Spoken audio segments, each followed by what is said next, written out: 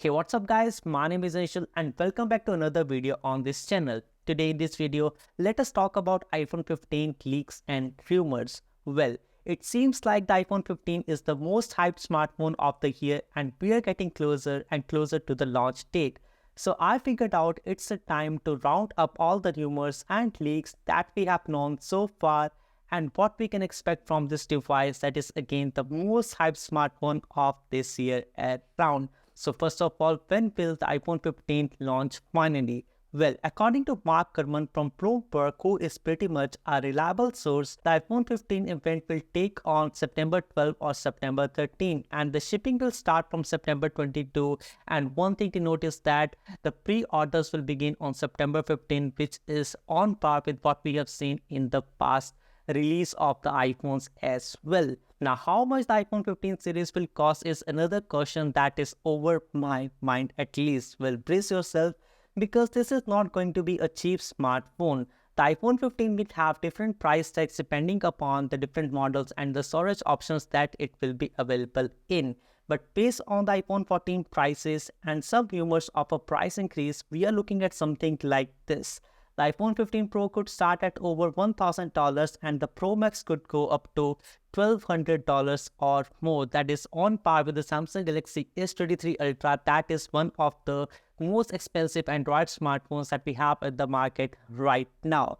That's insane. But hey, if you want to save some money and you want to get some good trade-in value on your old iPhone soon, I think this is probably the right time because if you sell the smartphone right now, it will be a good value that you can get out of your old smartphones. Now let us talk about the colors on this latest iPhones. What colors are we going to see on the iPhone 15? Well, there are some rumors that the iPhone 15 Pro and the Pro Max series will come in a burgundy red color. That would be very similar to what we saw with the S8 in the past. And also I think the Note 22 came in a very similar color and it would be very interesting to see that how it will look on the iPhone 15 series. Anyways, I still love my purple color iPhone 14 Pro Max. It is hell of a good smartphone color to start with. Now, the regular iPhone 15 and the 15 Plus could have some new colors too, like the light blue, pink, or even a cyan or a mint green color. That would be pretty fresh, right? And there is also rumor that the iPhone 15 will have a frosted glass back just like the Pro series instead of the glossy finish that we saw on the iPhone 14 regular series. That would be a nice change as well, and this rumor comes from a source that also predicted that the iPhone 14 will come in the yellow color, and that was a true prediction. That is what we saw later after the mid-half of the release of the iPhone 14 series. Now let's talk about the design on the iPhone 15 because this is also one of the most interesting thing to talk about. How is the iPhone 15 going to look like? Well, we have some leaked images of the dummy units that gives us an idea about what it would look like, and they look pretty much similar to the iPhone 14 with some minor changes of course. The most noticeable one is that it might have curved edges like the iPhone 11 Pro Max did, but I am not too sure about how I feel about this decision, and I still think that the iPhone 15 series will come with a more flat design just like the iPhone 14 series that we have in the market right now. Another design change that you will notice is the camera bump on the back of the iPhone 15. It could have a new design that makes it more symmetrical and less protruding. Meanwhile, the iPhone 15 Pro may see the more dramatic increase as early renders show the individual lenses have doubled in size from the previous generation. The iPhone 15 Pro Max will have less camera protrusion and it won't stick out much as we would think. It could be due to the larger chassis on the smartphone. We can also confirm that the iPhone 15 Pro Max will support a new periscope zoom camera lens as well. Other cosmetic changes from the leaked iPhone 15 Pro cases hint that the power and the volume button being repositioned slightly on the smartphone along with a cutout for the action button that assumingly will replace the mute switch button on the iPhone 15 models. Now this action button thing is also confirmed with the code that we saw on the iOS 17, which allows us a few actions to be tuned and to be used with this action button on the upcoming series of the iPhone 15 as well. And this is very similar to what we saw with the Apple Watch Ultra. So I'm looking forward to this new action button on the iPhone 15 series. Now, Apple may be making changes to the Pro models in the terms of material as well, as one leaker said on Twitter that the iPhone 15 Pro series will specifically use the grade 5 titanium. This material is stronger and lighter than the aluminum or stainless steel, and it could give the iPhone 15 Pro a more premium and a durable feel. Now, another big change that I'm excited about on this iPhone 15 series is the inclusion of the USB Type-C port, which is finally here. Now, this was the most anticipated feature because I am just done with carrying two smartphone cables with me all the time, and I just want Apple to just make this move right now. Now, this is not too surprising as the company already adopted the connection for their laptops and tablets in the past, and also the European Union has officially mandated that all phones will have USB-C by the year 2024. We have the leaked images and videos of the dummy units on the internet, and it clearly shows the different ports that have been used on the iPhone 15 series in comparison to the Lightning port on the iPhone 14 series. The type of USB-C could differ between the Pro and the non-Pro models though, says Ming-Chi Kuo. He says that the regular iPhone 15 and the 15 Plus could have the same data transfer speeds as the current Lightning iPhones, while only the 15 Pro and the Pro Max models will get faster speed as a result of their USB-C ports. This is due to the Pro models being Thunderbolt 4 enabled. So this was not a surprise because we could see the cheapest model of the iPads that we have right now, not the cheapest, just one iteration up from that. It has a USB Type-C, but it is not Thunderbolt 4 compatible. But seeing this thing over here, the Pro models will have that port is a joy. Now, besides the design, the iPhone 15 models will also have some impressive camera and display features that will make them stand out from the previous generation.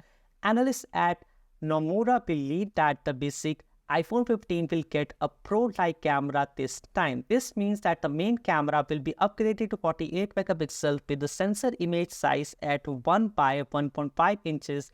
That is slightly smaller than the iPhone 14 Pro's 48 megapixel sensor, but much better than the iPhone 14's 12 megapixel one. We have had this backed up by another source saying that there will be this 1 by 1.28 inch sensor that will be exclusive for the iPhone 14 Pro series. That once again proves that the sensor will be smaller on the regular series over here. In addition, the iPhone 15 Pro Max is tipped to feature a periscope camera for better long-range photography and zoom capabilities, supposedly along with improved lenses for better quality photos. It could offer a 6x optical zoom up from 3x on the iPhone 14 Pro Max, but you cannot expect something like 100x zooms that we got with the Samsung Galaxy S23 Ultra because iPhone is just new to this periscope game, and I think it will give better results, but not something that would be as good as the one on the Samsung Galaxy S22 Ultra or the S23 Ultra that we have in the market right now. Beside the camera and the display, the iPhone 15 models will also have some amazing performance and connectivity features that will make them stand out from the previous generation. One of them is the A17 Bionic chipset that could come along the iPhone 14 Pro models, but the regular iPhone 15 series may stick with the last year's A16 chip, which is not a bad one, but still, I would want Apple to come those basic iPhones with the A17 as well, rather than getting the last year chip of these new smartphones, because otherwise there would not be much of the difference between both the devices. Now, interestingly, Apple also plans to upgrade the RAM on the iPhone 15 series as well. For the Pro models, that could equal up to 8GB of total RAM, but for the iPhone 15 regular series, that means that swapping out the RAM with a faster LPDDR5 RAM standard, but keeping the same 6GB of RAM as we saw with the older iPhones in the past. Obviously, that does not tell us much about the performance, but the A17 is expected to be much faster because it is made on the 3nm manufacturing process, which could mean that it could be more speedy and more efficient at the same time. Specifically, the chip manufacturer TSMC predicts that there will be a 35% of improvement in the power efficiency, which are the bold claims for these iPhones, and it would also improve the battery life, which was a very poor one on the iPhone 14 Pro Max. Not the poor one, I would say it is comparatively better than the other smartphones, but not as good as the 13 Pro Max that we had a year before from the 14 Pro Max. Now, the speed increase seems to be in evidence in an elite Geek benchmark for the A17 Bionic chip. The results are much more impressive than the existing iPhone 14 Pro or the rival Android smartphones, with more recent tests confirming the lead. There is also a rumor on Barclays analysis that the Wi-Fi that will be used on this smartphone will be the 6E standard, which means that it will not be the Wi-Fi 7, which is the latest standard that we have in the market.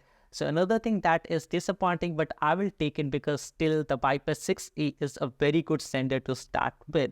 Besides the performance and connectivity, the iPhone 15 models will also have some impressive battery life and charging that will make them stand out from the previous generation. One of them would be that all the iPhones this year will come with a 10% pump in the battery size, and this is a good news because we have a more efficient processor now that is stacked with a larger battery capacity, which will mean that the overall battery experience on the iPhone 15 series will be much more better than what we saw with the iPhone 14 series.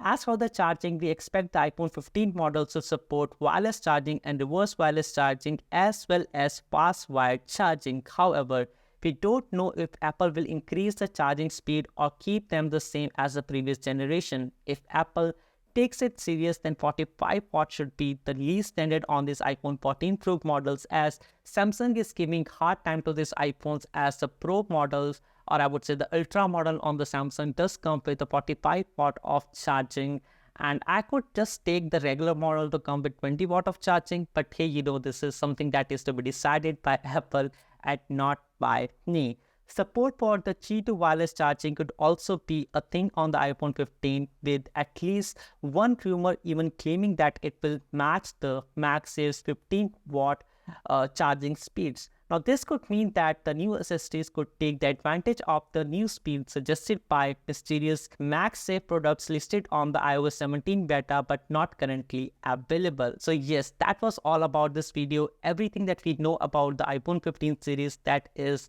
new to launch very soon. If you like this video, do let me know in the comment section below, and if there is a specific color that you want this iPhone 15 or the 15 Pro to come in, do let me know in the comment section below as well. That was me, Aishul. Thanks for watching, and I will see you guys on the next one.